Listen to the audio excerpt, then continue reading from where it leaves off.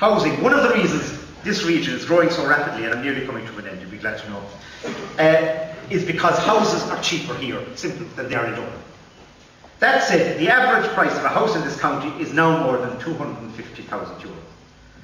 Our young people are tying themselves to a lifetime and beyond of debt, because the PDs now want us to pay for our nursing home care on the other side of the grave.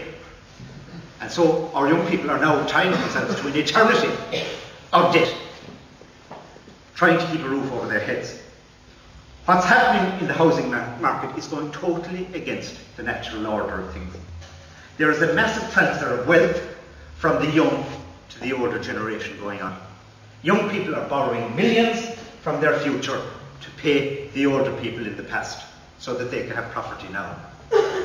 And instead of the older generation contributing to the young, it's going the reverse order. Labour has a housing policy committed to tackling this practically. There's a begin to buy option. There are three, in new home purchases, three options. There's a begin to buy option where the council borrows and lends 75% to the house buyer, where the house buyer himself and herself come up with 25%. They pay off both over a number of years. It's called the begin to buy option. 25% from the couple, 75% or the individual, 75% from the council. There's a tenant purchase scheme that we are promoting for local authority housing, and a tenant purchase scheme for private rental housing. Those are part of the proposals. We will increase the supply of affordable housing to 6,000 units per annum and social housing to 10,000 units. Moreover, Labour is committed to eradicating homelessness by 2010.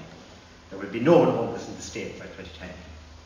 This is part of a broader Labour policy on housing that will ensure our children will be able to put a roof over their heads without having to sacrifice their whole world for it.